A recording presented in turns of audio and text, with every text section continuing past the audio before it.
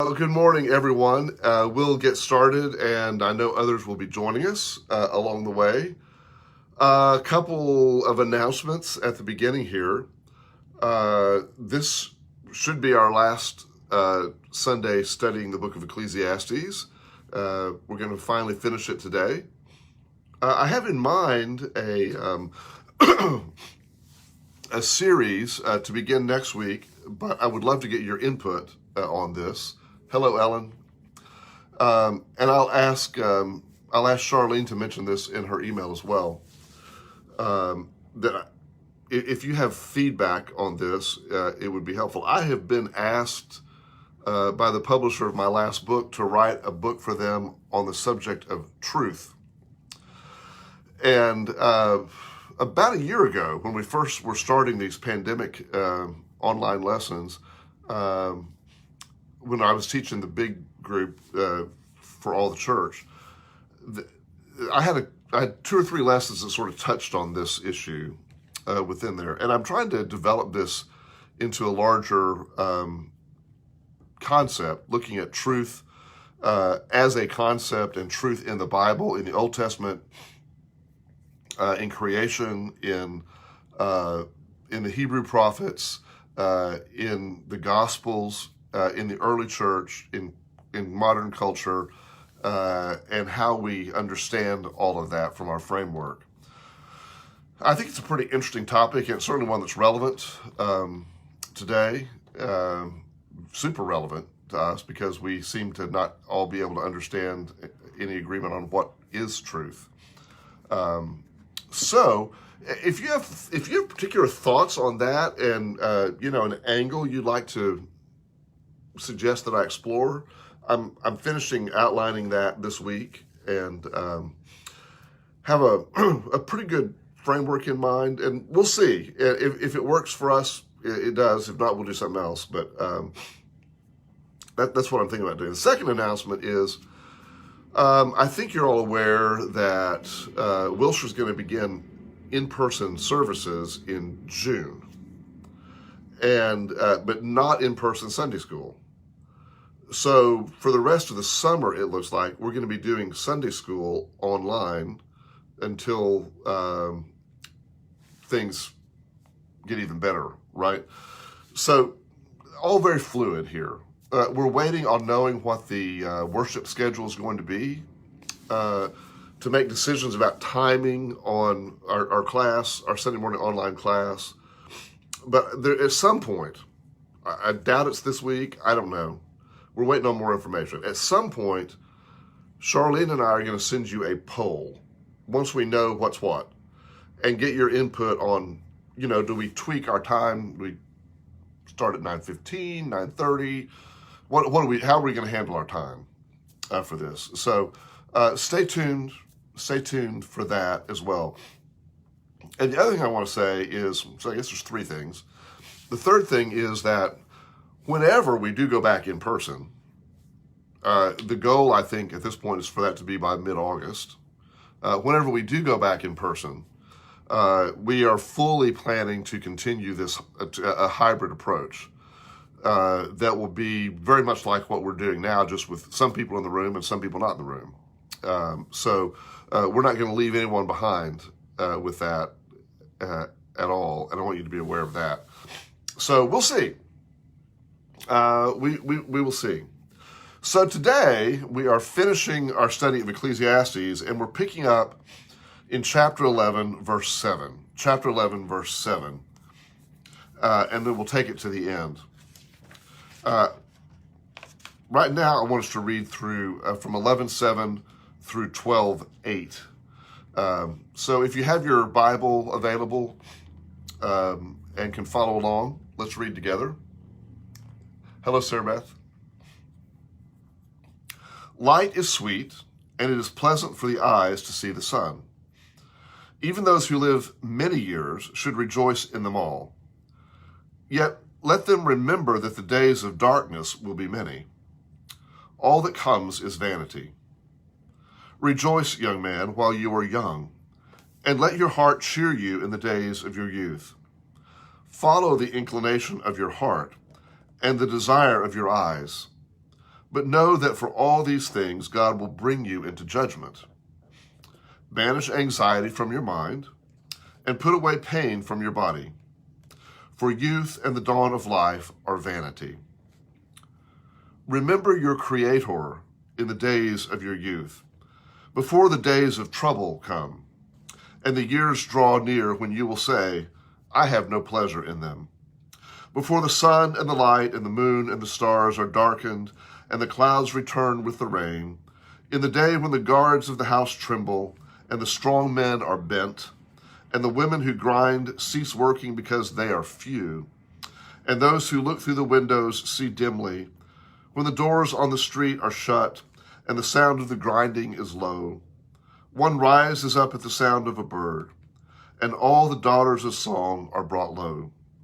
When one is afraid of heights, and terrors are in the road, the almond tree blossoms, the grasshopper drags itself along, and desire fails, because all must go to their eternal home, and the mourners will go about the streets, before the silver cord is snapped, and the golden bowl is broken, and the pitcher is broken at the fountain, and the wheel broken at the cistern, and the dust returns to the earth as it was, and the breath returns to God who gave it. Vanity of vanities, says the teacher, all is vanity. Well, you can see here at the end of verse 8 in chapter 12 that we return to the beginning theme of Ecclesiastes. Ecclesiastes 1:1 and 12:8 are bookmarks to this. The book begins and ends in a similar fashion.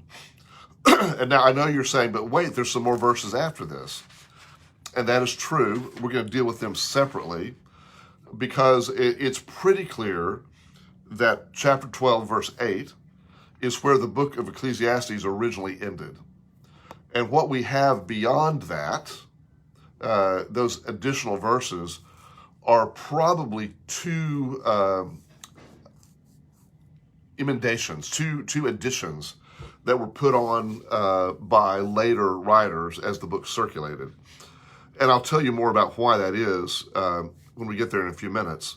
But for now, just understand that the book sort of ends the way it began, with this vanity of vanities idea, and the reference to the teacher. Hey, Gary! $25,000 grant from the Simmons Foundation. Awesome! Wonderful! I'll tell my Sunday school class.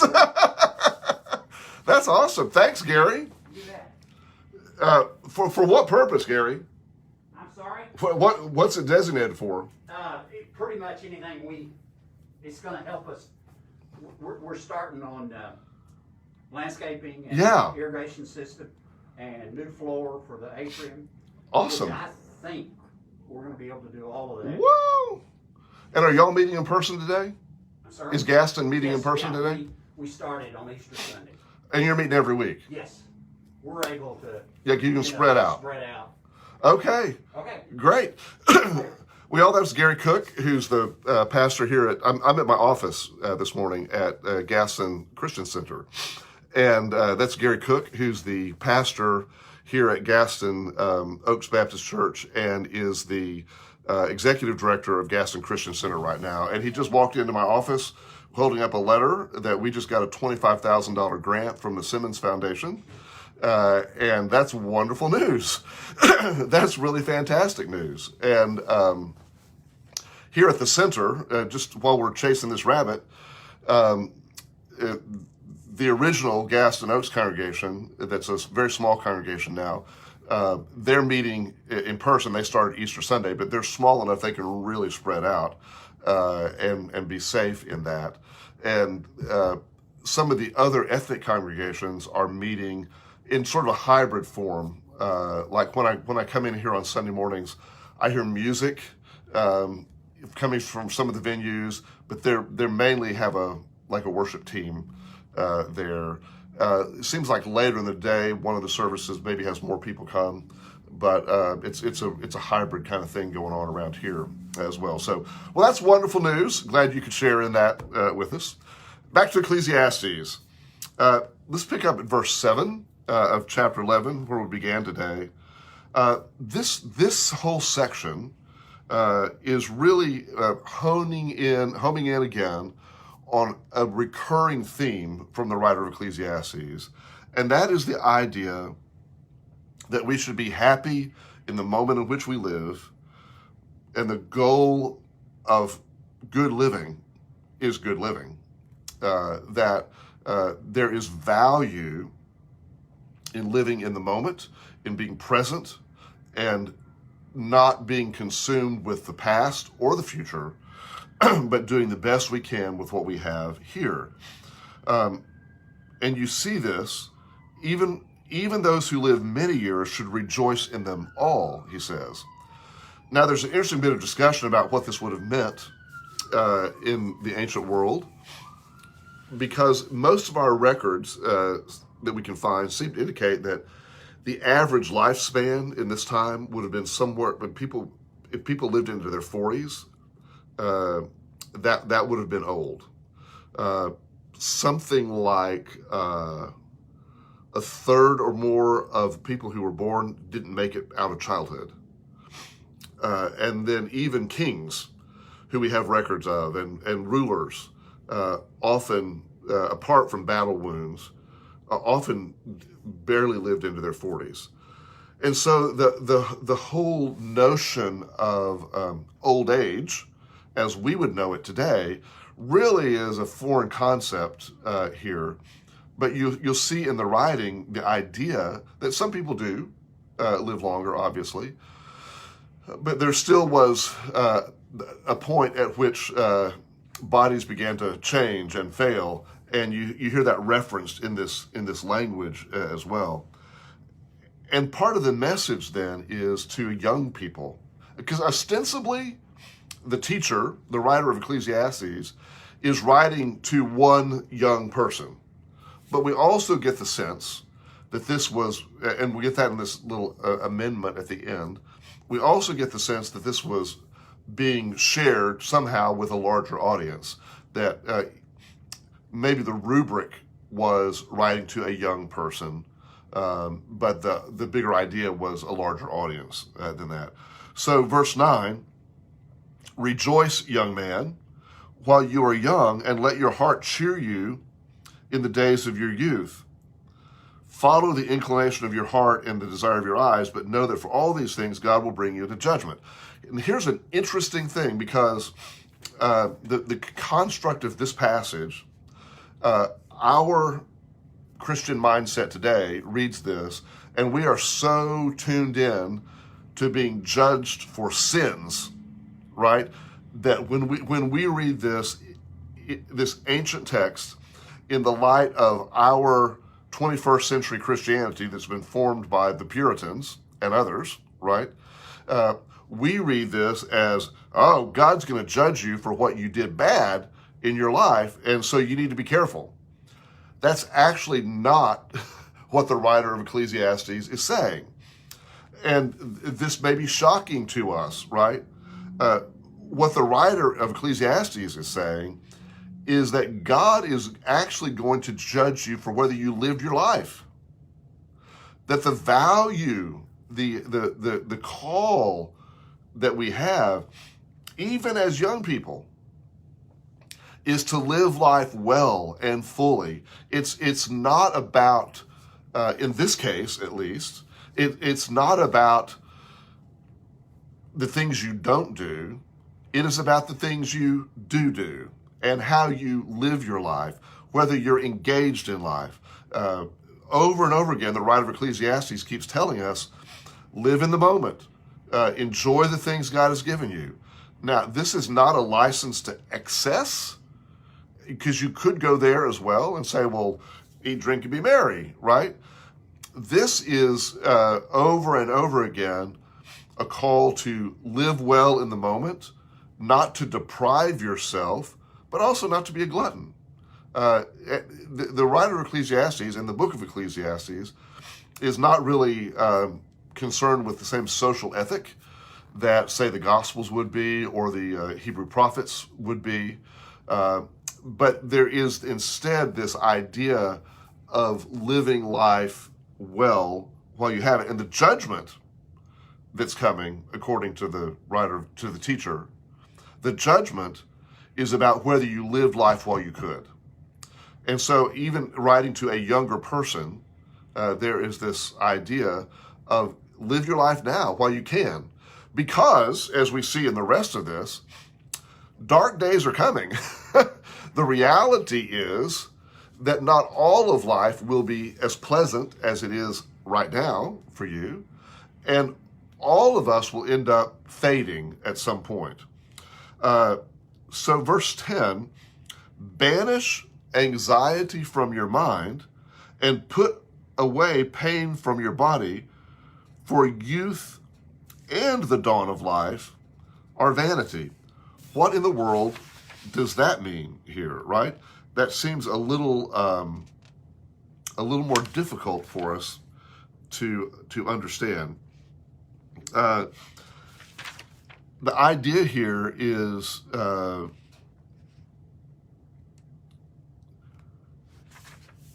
the vanity is not living in the life as we experience it, not living in the moment. And don't be anxious about that. It is what it is sort of the idea here. Chapter 12, verse 1, another one of the most famous lines in Ecclesiastes, remember your Creator in the days of your youth, before the days of trouble come. Here's a curious thing about this in the original text. The word we translate into English as creator is actually a plural in this case. It should be read, remember your creators in the days of your youth. Well, what does that mean? You could get all doctrinal and say, well, that's clearly an indication of the Trinity. There was really no concept of the Trinity at this point, although that might be true in this. It's probably more a reference to the various aspects of creation that animate us. It could be remember the things that nourish you, which includes your Creator. Remember your vigor. Remember your health. These are all things that combine to us. Remember where you come from is sort of the idea. Remember how you were made is the idea behind this. And remember this not just as you age and have reason to sit around and think about that, but to the wise person. Again, remember Ecclesiastes over and over again, wise and foolish, wise and foolish. The wise person, even as a younger person, takes account of their Creator and all of the things that have brought them to be, to know that they are not, as John Donne said, an island unto themselves with this, right? And then we get this next section in chapter 12 really should be read as poetry. It is an extended poem, and if you have an NIV translation, for example, you're going to see it formatted as poetry, whereas in the NRSV, it's not. It really has stanzas to it. And I read an interesting commentary about how this ought to actually be read out loud. It really is a kind of dramatic reading that if you pay attention to it, it sort of builds. It has a cadence to it in this. I find no pleasure in them before the sun and the light, and the moon and the stars grow dark, and the clouds return after the rain. When the keepers of the house tremble and the strong men stoop, when the grinders cease because they are few, and those looking through the windows grow dim. And the NIV does a better job of this than the NRSV does in this particular case here. People see several different possible metaphors in this poetry. One is sort of the metaphor of a body. One is a metaphor of a house. One is a metaphor related to the elements and the weather and so forth. You can pull from that what you want to. I think the effect is the same. Again, it's poetry. It's causing us to think in new ways about this. So if you think about some of the specific language in here, you can sort of get the idea of a house shutting down, right? Of an estate growing old and being abandoned in a sense here.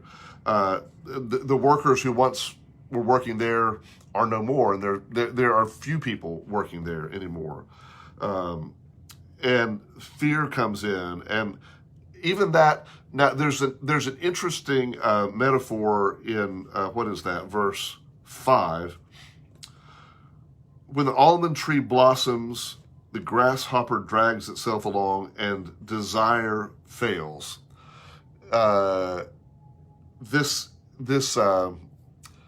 Some Old Testament scholars see in here a sexual allusion. That the grasshopper is sometimes a reference to genitalia. Let's just say that. And you can see that would coincide with desire failing in this case. But here again, all must go to their eternal home. And when that happens, once again, Ecclesiastes has said this before, mourners will go about the streets. The silver cord being snapped, the golden bowl being broken, the pitcher broken at the fountain, the wheel broken. This is all about like drawing water from a well, although a very fancy arrangement that's given here as well. Okay, let me read Ellen's comment here in just a moment. Yes, Ellen, I think you're right. This remember your creators is about God and God's helpers. And so remembering family and those who nurture you would certainly be a part of that. I think it's a very fair assessment to make. Yeah. And then verse 7, and the dust returns to the earth as it was, and the breath returns to God who gave it. Ashes to ashes, dust to dust. Here it is again. And also, what's fascinating about this particular passage in Ecclesiastes is, we've said this before, but remember at this time, there was not a highly developed theology among Jews of the afterlife. And while we may read the author of Ecclesiastes as being somewhat morose, in reality, the teacher here is more hopeful about an eternity, some life after life after death, that is actually advanced for this time, right? And then it comes back around to the idea of vanity of vanities. It's different than at the beginning, but yet it's also the same in here, right? And here we get the author's sort of last reference to say, I, the teacher, am the one who's saying this. And the teacher, again, is the euphemism. In Hebrew, it's koheleth. We've talked about this before. So that's technically, we believe, where the letter ends, where the document ends. But if you go on over, make sure I've not forgotten something I was supposed to say here. This is called an epilogue. And this is chapter 12, verses 9 through 14. If you'll follow along with me on this. Besides being wise, the teacher also taught the people knowledge. Just pause here for a moment. Do you see the change in case? So we've gone from the rest of the book being the teacher in first person, and suddenly we have the teacher referenced in third person. Besides being wise, the teacher also taught, past tense, the people knowledge, weighing and studying and arranging many proverbs. This is a description someone has written of who the teacher was. The teacher sought to find pleasing words, and he wrote words of truth plainly. Again, we're all of a sudden in past tense here. The sayings of the wise are like goads, and like nails firmly fixed are the collected sayings that are given by one shepherd. Of anything beyond these, my child, beware. Of making many books, there is no end. Another well-known phrase, right? And much study is a weariness of the flesh. The end of the matter, all has been heard. Fear God and keep his commandments, for that is the whole duty of everyone. For God will bring every deed into judgment, including every secret thing, whether good or evil. Now, if you've been paying attention for the past few weeks to the book of Ecclesiastes, this last urgency here contradicts almost everything that the teacher has said. And it's pretty clear you have a later disciple who is adding their own cultural description to this at the moment, based on their fear and their interpretation of God's judgment, right? If you go back just a few verses that we started in even today, we had a different idea of judgment than what they've gotten right here. So does that make these last few verses of Ecclesiastes irrelevant? Should we just chop them off and act like they're not there? Not necessarily, but we do need to be wise, and we need to understand the way the Bible has come to us. This is another great illustration of this, because we had a body of writing that's the main part of the book that circulated for many years before it became Holy Scripture. But by the time it did, these other things had been attached to the end of it, and by that point it was too late to get them off, because they had become accepted as interpretation, in a sense, of what the teacher said, right? Back up to verse 11. The sayings of the wise are like goads, and like nails firmly fixed are the collected sayings that are given by one shepherd. Well, there's truth in this, to be sure, right? That these proverbs, the wisdom of the teacher, are like things that goad us, that sort of prickle us and cause us to think new thoughts and to go the right way, right? Or they're like nails that are firmly fixed that you can hang things on, and you know what's there. These are, in a sense, truths that we have been given here, and you can rely on those. What does this odd little phrase mean? Of making many books, there is no end, and much study is a weariness of the flesh. Now, I know if you're looking for a reason not to study anything, that would be a great line in here, right? That's probably not really the attitude of the teacher. The idea here is, I think, trying to tie into the whole vanity theme, that of writing things down and studying, there really is no end. It can go on forever and ever, and you can get so absorbed in study that you don't do anything and you don't live your life. So it's not a treatise against study. It's not a treatise against knowledge. It's not a treatise against books.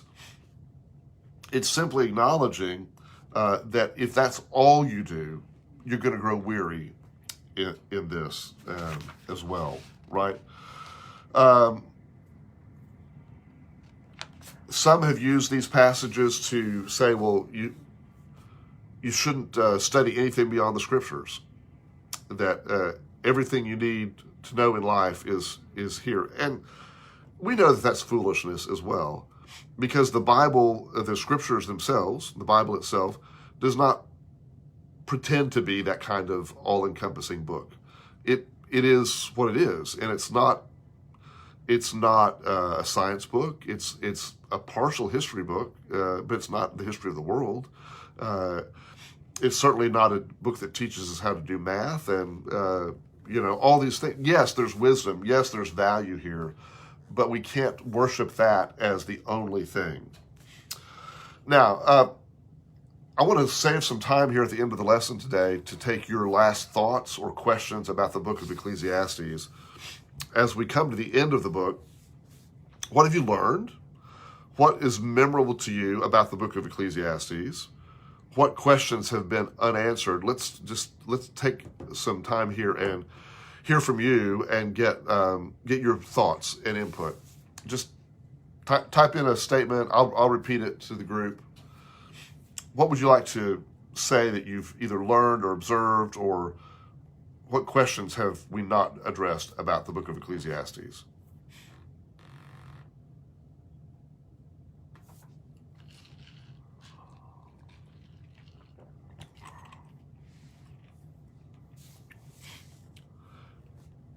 Who'll be first?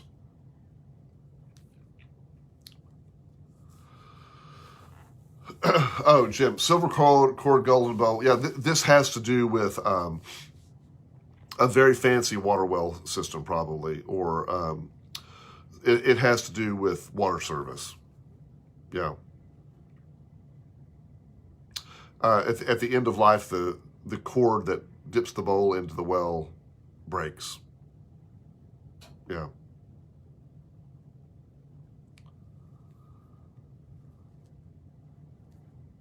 What else?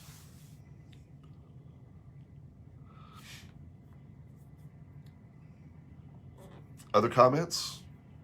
Summary statements? What do you think?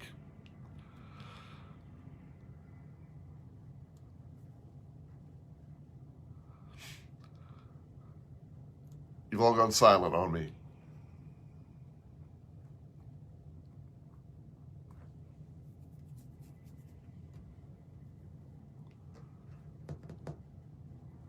Any thoughts? Any questions?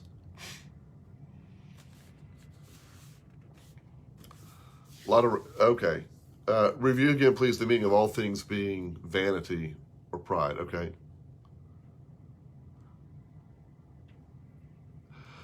Okay, let me take a couple of these here. Carla, to your question on preacher versus teacher, same difference here.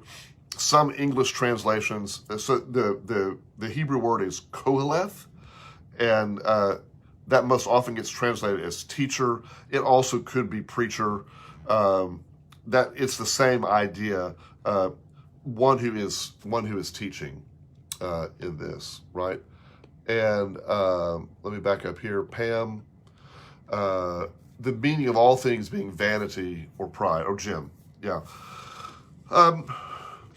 Again, vanity in the case of the teacher in Ecclesiastes is that there's a futility to life that is natural, and so when the teacher says vanity of vanities, all is futile. In other words, it really probably leads into that well-worn serenity prayer. God, help me to, now I can't even say it, change the things I can, and to know the difference with the things I can't, right? That is really probably the root of this, is that there's a futility of life, and to quote Don Quixote, don't spend your life tilting at windmills, because you're going to waste your time. To be wise. Again, the whole construct of avoiding vanity is living wise versus living foolish. The wise and the foolish, the wise and the foolish in that. Okay. I think, Charlene, yeah, Ecclesiastes is a good book to remind us to put life in perspective on so many fronts, because we can we can lose that perspective. And, I think as we're beginning to emerge from the past year of isolation and pandemic limitations, I hope that you are feeling, as I am, a little bit of return to, like, we're breathing again, right? I think most of us over the past year don't realize how depressed we've probably been, and the anxiety that we've carried with us through this that's been ever present. And it's nice to have a different perspective all of a sudden, for sure. So a lot of lines taken out of context from Ecclesiastes. That is true. Yeah. And you're right, Judith. The teacher says, take life as it comes. Take it as it comes. That's right. And do your best with it. Yeah. Yeah. Thanks, Shirley. Ellen. Yeah. Thank you.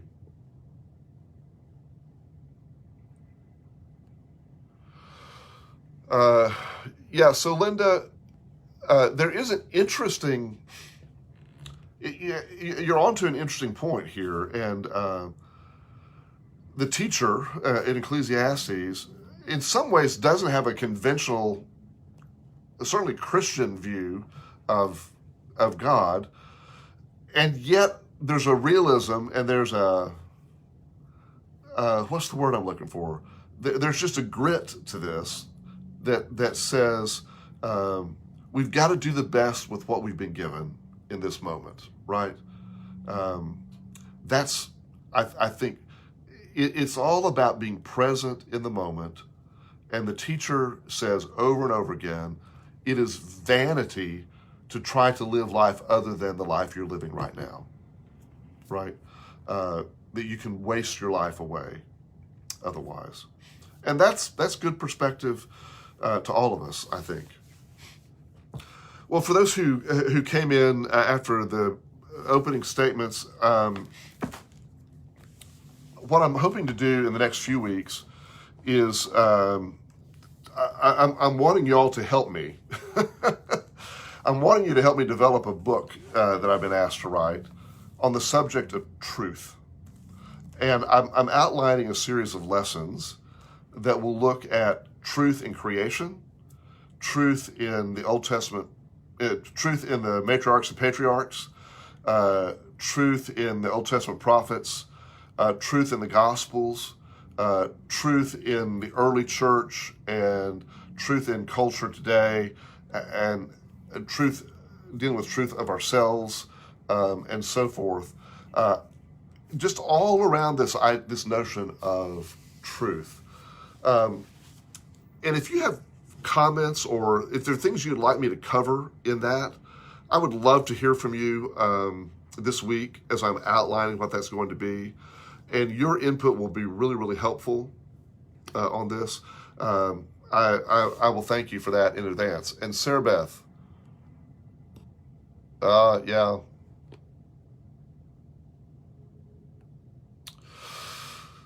Yeah, true statement.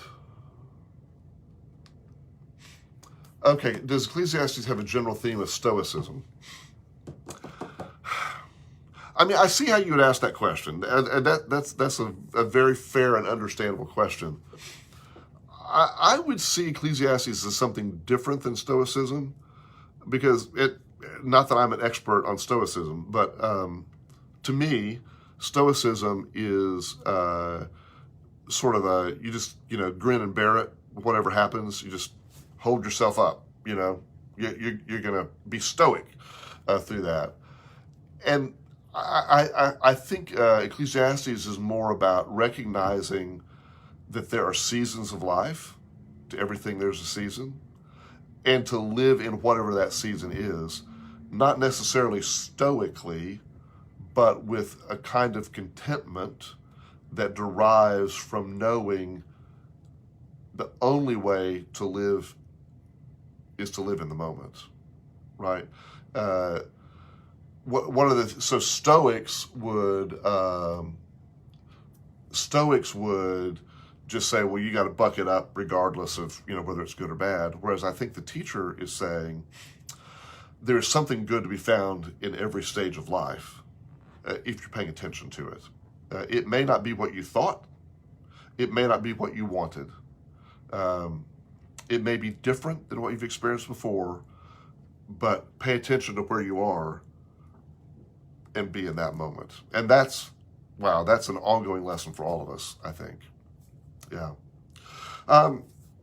There's a few spots, I think, left for Church in the Lot tonight. If you're interested in signing up on the Wilshire website for that. Lots of things going on. I said at the beginning of the lesson,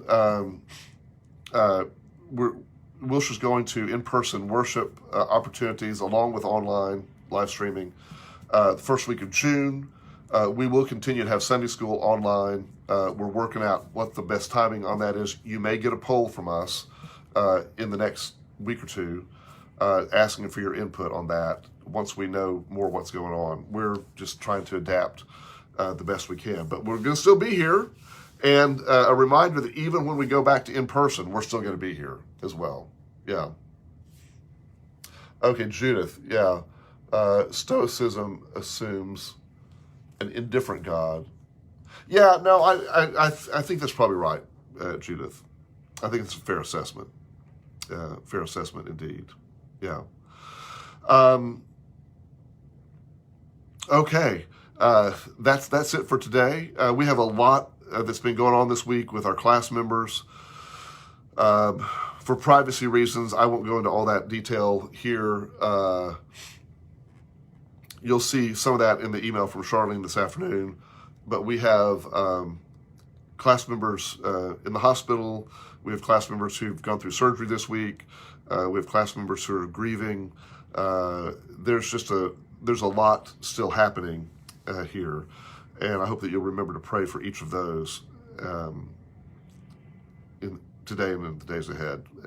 So let's pray together as we conclude. Lord, hear our prayers with gratitude for the life that you've given us and help us to live it well. Help us to live in the moment that you've given and to be everything that we can be through the power of your Spirit, we pray, through Jesus Christ. Amen. All right. If you haven't been vaccinated, please go get vaccinated. It's open to everyone now. I hope you'll do it. It's worth it. Bye, y'all.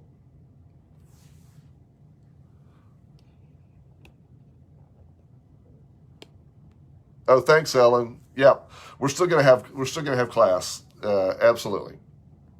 No worries.